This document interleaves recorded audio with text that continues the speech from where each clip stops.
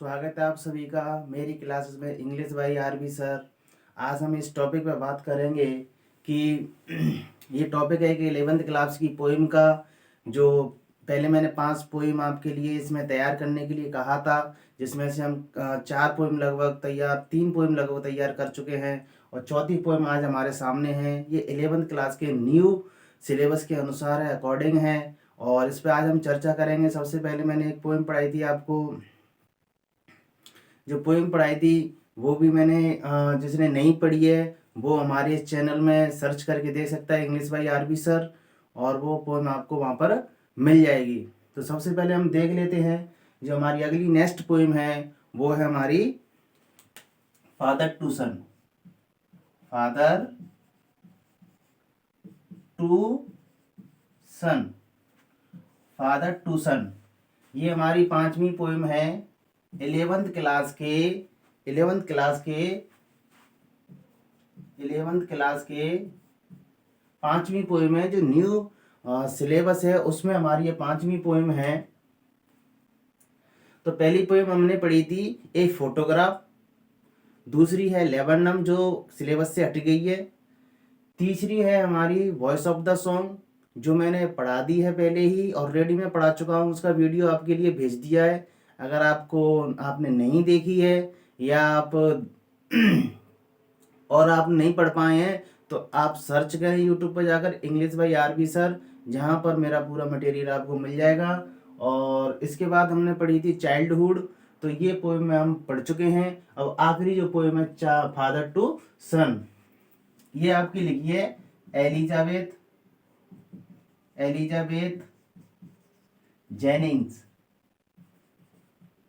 Jennings Elizabeth Jennings ने ये poem लिखी है। और ये एलिजाबेथ जो हैं जेनिंग्स, ये हमें ये बताती हैं कि आज की मॉडर्निटी में, आज के आधुनिक काल में माता पिता व बच्चों के बीच में या पिता और बच्चों के बीच में कितनी दूरियां आ गई हैं। पास होते हुए भी बहुत सारी दूरियां हैं। वो दूरियां कैसे हैं मैं आपको बता देता हूँ।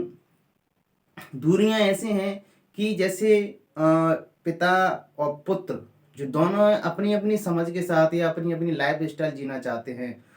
जो माता पिता होते हैं वो अपने बच्चों को अपने अनुसार ढालना चाहते हैं या अपनी इच्छाओं को उन पर डालना चाहते हैं या अपनी इच्छाओं को उनके जरिए पूरी करवाना चाहते हैं। बच्चे जो हैं हमारे, वो हमेशा अपना जीवन जीना चाहते हैं और उनको लगता है कि माता पिता उन पर एक एक्स्ट्रा बर्डन या वजन डाल रहे हैं, उनको एक्स्ट्रा कुछ चीज करने के लिए कह रहे हैं जो उनकी बस की बात नहीं है। दूसरा, आज के समय में ये देखने को मिलता है कि माता पिता और बच्चों में ये कन्फ्यूजन रहता है। माता पिता जिस चीज के लिए बच्चों के लिए कहने के लिए करने के लिए कहते हैं और बच्चे उस चीज को कह सकते हैं कि मजबूरी बस करते हैं, लेकिन उस चीज में वो सफल नहीं हो पाते हैं। तो इस वजह से उन दोनों की जो लाइफ स्टाइल है और बिल्कुल डिफरेंट होती हैं। तो आज हम देख लेते हैं, ये पोएम हमारे सामने है। बात करते हैं इस पोएम पर। ये पोएम 4 स्टेंजा में बटी हुई है, 4 स्टेंजा में बटी हुई है और नंबर बाई नंबर हम फर्स्ट, सेकंड, थर्ड और फोर्थ, ये 4 स्टेंजा में है। और 4 स्टेंजा को हम देखेंगे कि किस तरीके से ये पोएम चलती है और जो डिफिकल्ट वर्ड होंगे उनको मैं यहाँ पर लिखता जाऊंगा रेड मार्कर से। आप ये जो डिफिकल्ट वर्ड है उनको याद कर लें, रिपीट या कह सकते हैं उनको नोट कर लें आप। तो यहाँ पर देख लेते हैं अंडरस्टैंड। तो यहाँ पर जो आई है पोइट के लिए, मैं पहले ही बता चुका हूं, मोस्टली पोइट के लिए आती है। इसके लिए आती है पोइट के लिए, इसके लिए आती है पोइट के लिए। तो I don't understand this child, यानी कि यहाँ पर आया है कि कवि अपने बच्चे को नहीं समझ सका है या नहीं समझता है। Through we have lived together, together का मतलब होता है साथ साथ, साथ साथ। नाउ का मीन्स होता है अब, और थ्रू माने में से। फिर देख लेते हैं, I don't understand this child, मैं इस बच्चे को अभी तक नहीं समझ पाया हूं। Through we have live together, हालांकि दो, दो होगा ये, THOU, दो माने यद्यपि, यद्यपि we have lived together now, हम साथ साथ रहते हैं, हम साथ साथ रहते हैं। In the same house for years, same का मतलब वही, हाउस माने घर, ईयर माने वर्ष, कई वर्षों से हम एक ही घर में रहते हैं। आई नो नथिंग, नथिंग का मतलब कुछ नहीं, कुछ नहीं। ऑफ हिम का मतलब यहाँ पर सन। कवि ये कहता है या कहती है कि I know nothing of him, मैं उसके बारे में बिल्कुल भी नहीं जानता हूं, यानी कि पिता उसके बारे में, अपने पुत्र के बारे में बिल्कुल भी नहीं जानता है कि वो उसके बारे में क्या है। सो इसीलिए ट्राई टू बिल्ड, बिल्ड माने बनाने की कोशिश कर रहा है। अब अ रिलेशनशिप, रिलेशनशिप का मतलब होता है संबंध, एक रिश्ता बनाने की कोशिश कर रहा है। From how he was when small, जब वो छोटा था बच्चा, और जब छोटा बच्चा अबोध होता है, माता पिता के साथ रहता है, जो रिश्ता पहले बचपन में था एक माता पिता का बच्चे के साथ में, तो वो ही रिश्ता वो बनाना चाहता है बच्चे के साथ में। जो धीरे धीरे बच्चे बड़े होते जाते हैं और अपनी सोच में खोते जाते हैं और माता पिता से क्या है अलग होते जाते हैं, तो वो जो बच्चे का जो संबंध था वो धीरे धीरे क्या हो जाता है, अलग हो जाता है। तो कवि ये चाहता है कि मैं उसी जो रिश्ता है, जो किनशिप है, मैं उसको प्राप्त करूं। Yet I have killed that, यानी कि मैंने वो जो रिश्ता था बचपन का, जो बच्चे का मेरा जो साथ था, वो बिल्कुल क्या हो चुका है, खत्म हो चुका है, उसको मैं दोबारा से बनाना चाहता हूं। नेक्स्ट स्टेंजा है हमारा, द सीड, सीड का मतलब होता है बीज, सीड का मतलब होता है बीज, वह जो बीज या जो मेहनत, आई स्पेंड, स्पेंड माने खर्च करना, खर्च, जो मैंने खर्च की, और सोन, सोन माने बोना या बो चुका, यानी कि वो कहना चाहते हैं कि जो मैंने मेहनत लगाई, बच्चे की पालन पोषण में मैंने मेहनत लगाई, या बच्चे को जो मैंने बीज बोया, it were the land, land का मतलब क्या है, मन, बच्चे का मन, पुत्र का मन, हिज, जो मैंने मेहनत की, जो मैंने बीज लगाया या मेहनत की मैंने बच्चे के लिए, उसके माइंड पर क्या वो जो अब उसी का है, या मैंने उसके जीवन को जो बनाया क्या वो उसी का है। नन ऑफ माइंड, क्या वो अब मेरा नहीं है, वो जो जिस बच्चे को मैंने पालन पोषण किया, मैंने अपना जीवन खर्च किया, क्या वो बच्चा मेरा नहीं है, या उसका जो माइंड है, उसका व्यवहार है, या उसकी जो गतिविधियां हैं, क्या वो मेरी नहीं है, ये कहना चाहते हैं। वी स्पीक, स्पीक का मतलब होता है बोलना। स्ट्रेंजर, स्ट्रेंजर मीन्स होता है अजनबी, अजनबी। There is no sign understand in the air, और जब भी यानी पिता पुत्र बोलते हैं, वी का मतलब दोनों, पिता पुत्र बोलते हैं स्ट्रेंजर की तरह से बोलते हैं, बिल्कुल अजनबी जो होते हैं उनमें थोड़ा सा भी वो नहीं है, सहमति नहीं है, कि अलग अलग बोलते हैं बिल्कुल। कैसे बोलते हैं, वी स्पीक लाइक स्ट्रेंजर, अजनबी की तरह। There is no sign, sign का मतलब होता है चिन्ह, कोई भी ऐसा चिन्ह नहीं है उन दोनों के बीच में कि ऐसा लग रहा हो कि अंडरस्टैंडिंग इन द एयर, माहौल में ऐसा लग रहा हो कि एक दूसरे समझ पा रहे हो, एक दूसरे को, एक दूसरे की भावनाओं का कदर कर रहे हो, यानी पिता पुत्र को समझ रहा हो, पुत्र पिता को समझ रहा हो, ऐसा इसमें कहीं भी दिखाई नहीं दे रहा है।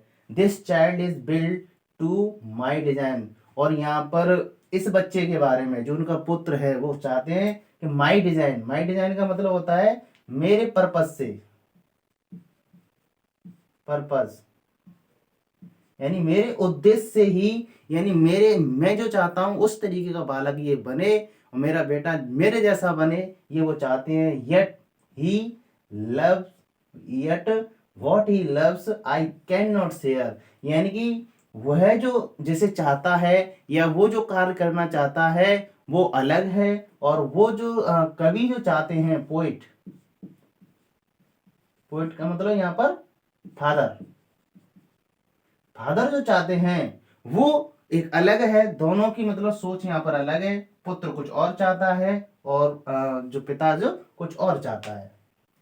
तो माहौल इस तरीके का बन जाता है कि बिल्कुल वातावरण बिल्कुल शांत हो जाता है, एक दूसरे के अलग हो जाता है।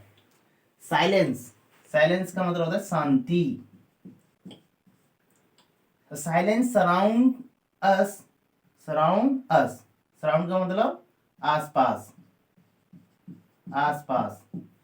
और जो साइलेंस हम दोनों के आसपास बिखर जाती है, हम दोनों के आसपास बस क्या होती है, साइलेंस ही होती है। I would have him prodigal, मैं चाहता हूं कि वो हो प्रोडिगल। प्रोडिगल का मतलब होता है प्रोडीजल का मतलब होता है खर्चीला, बहुत ज्यादा खर्चीला होना, फिजूल खर्ची जिसको कहते हैं, फिजूल खर्ची,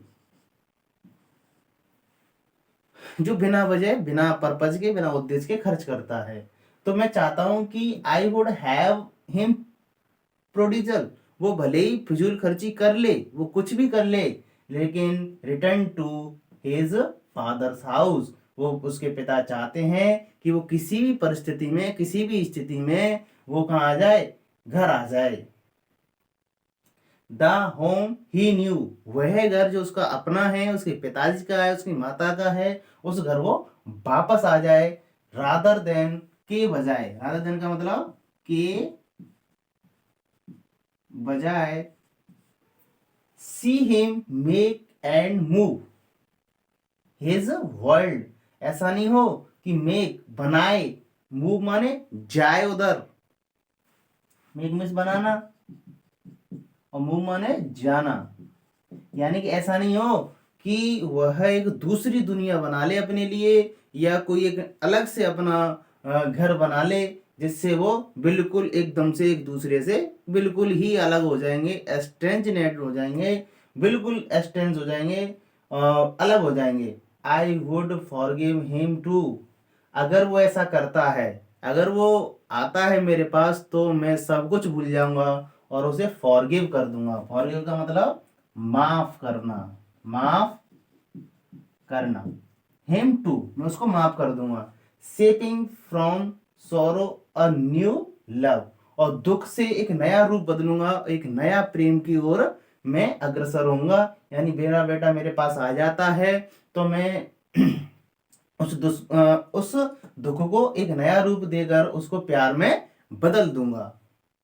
तो ये हमारा थर्ड स्टेंजा था। इसके बाद हमारा फोर्थ स्टेंजा है, उसको भी देख लेते हैं। तो आप देख रहे होंगे कि इसमें किस तरीके से पिता एक विवश हो जाता है और हेल्पलेसनेस हो जाता है, असमर्थ हो जाता है और हर प्रकार का कंप्रोमाइज करने के लिए तैयार हो जाता है। और आज की इस मॉडर्न वर्ल्ड में यही हो रहा है कि माता पिता बिल्कुल हेल्पलेस हो गए हैं और बच्चे बस अपना सोचते हैं, और जब वो सक्सेस हो जाते हैं तो ज़्यादातर बच्चे अपना खुद अ, जीवन स्थापित करने में लग जाते हैं, rather than his parents, rather than, यानी कि वो अपने पिता के बारे में बहुत कम सोचते हैं। इसके बाद देख लेते हैं फोर्थ नंबर, फादर एंड सन, यानी पिता और पुत्र, वी बोथ मस्ट लिव। फिर वो बताते हैं कि हम दोनों कौन, पिता पुत्र, हम दोनों must live on the same globe. Same का मतलब वही, और ग्लोब मान होता है धरती, हमें उसी धरती पर रहना है हालांकि, और सेम लैंड, और सेम लैंड का मतलब यहाँ पर घर, उसी घर में रहना है, उसी जमीन पर रहना है। ही स्पीक्स, वो बोलते हैं, आई कांट अंडरस्टैंड, मैं नहीं समझ पा रहा हूँ, माई सेल्फ, मैं अपने आप को भी नहीं समझ पा रहा हूँ। यहाँ पर पिताजी खुद कंफ्यूज है कि कहीं ऐसा तो नहीं है कि मेरी गलती हो, क्योंकि हो सकता है कि दोनों में जब मिसअंडरस्टैंडिंग हुई है तो किसी ना किसी की गलती हुई होगी, बेटा की हो सकती है, सन की भी हो सकती है, और पिताजी की भी हो सकती है। तो वो कह रहे हैं कि मैं अपने आप को, I can't understand myself, मैं अपने आप को नहीं समझ पा रहा हूँ। Why anger grows from grief, grief का मतलब होता है दुख, दुख, और एंगर का मतलब होता है क्रोध। वो कहते हैं कि मेरा जो ये क्रोध है वो क्यों बढ़ रहा है, दुख की वजह से क्यों बढ़ रहा है ये क्रोध, ऐसा नहीं होना चाहिए, मुझे अपने आप पर भी कंट्रोल करना चाहिए, कंप्रोमाइज करना चाहिए, जिससे कि पिता और पुत्र का जो संबंध है फिर दोबारा से एक स्थापित हो सके और फिर दोबारा से एक नया रूप उनकी रिलेशनशिप में आए पिता पुत्र के बीच में। वी ईच पुट आउट मान होता है निकालना, निकालना, empty, empty hand, empty hand, हम अपने दोनों खाली हाथों को बाहर निकालना चाहते हैं। लॉन्जिंग, लॉन्जिंग माने इच्छा, for the something for to give, forgive, forgive माने वही क्षमा करना, ये लिख रखी है मैंने, क्षमा करना, फॉरगिव, यानी कि हम दोनों कोई ना कोई एक ऐसा भावना देख रहे हैं कि जिससे हम एक दूसरे को माफ कर दें, चाहे गलती किसी की भी रही हो, चाहे मेरी रही हो या पिता की या पुत्र की रही हो, लेकिन हम दोनों कोई ना कोई एक ऐसा बहाना देख रहे हैं जिससे कि हम दोनों आपस में अंडरस्टैंडिंग बिठा सकें, एक दूसरे की प्रति जो प्रेम है वो मजबूत हो। और जिस तरीके से ये हम देख रहे हैं पोएम, एक पिता पुत्र के बीच में कैसे दूरियां बढ़ रही हैं आज की दुनिया में, तो वो यहाँ पर इस पोएम में दर्शाया गया है। बहुत अच्छी पोएम है। एक हम ये देख लेते हैं राइम स्कीम, क्या देख लेते हैं, राइम स्कीम क्या होती है। Rhyme scheme, rhyme scheme, rhyme scheme का मतलब होता है तुकबंदी, तुकबंदी, तुकबंदी, जिसमें तुक होती है, एक बंदी होती है कि आप कहाँ जा रहे हो, आ जाओ, खा जाओ, तो एक तरीके से एक साउंड होता है अंत में, तो वही साउंड हम यहाँ देखेंगे, देख रहे हैं। जैसे चाइल्ड, तो चाइल्ड जो आइल्ड, आइल्ड, अब बोल के देखें चाइल्ड आइल्ड, तो जो ये वाला जो साउंड है वो इससे मिल रहा है, देखो आप, तो इसका नाम दे दिया हमने ए, नाम दे दिया ए, तो इसका भी नाम क्या हो गया ए, और इसका नाम क्या हो गया ए, क्योंकि तीनों का जो साउंड है वो कैसा है ए, पहला स्टेंजा में। अब देख लेते हैं नाउ, आउ, नौ, तो दोनों का साउंड कैसा है नौ, नौ, तो दोनों का साउंड कैसा सेम है, तो इसको नाम दे दिया हमने बी। और यहाँ पे देख रहे हाउ, हाउ, हाउ, तो साउंड दे दिया हमने बी।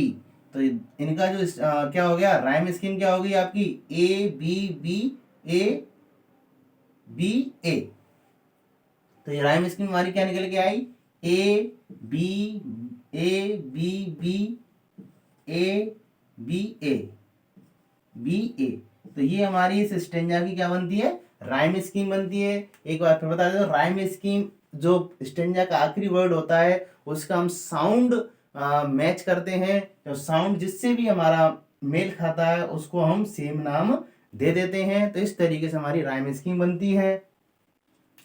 उम्मीद करता हूं आपको ये पोएम अच्छी तरीके से समझ आई होगी, और अगर आपको कोई भी फिर भी कोई कंफ्यूजन है तो आप कमेंट करें और लाइक करें, शेयर करें इसको ज़्यादा से ज़्यादा, कि आपके जो साथी हैं इसका फ़ायदा उठा सकें और समझ सकें। लेकिन इससे पहले आप सब्सक्राइब जरूर कर लें, क्योंकि हमारी जितनी भी पोएम हैं आपको वहीं पर मिलेंगी, आप सब्सक्राइब कर लें और इसको सभी पोएम को आप वहाँ पर देख सकते हैं।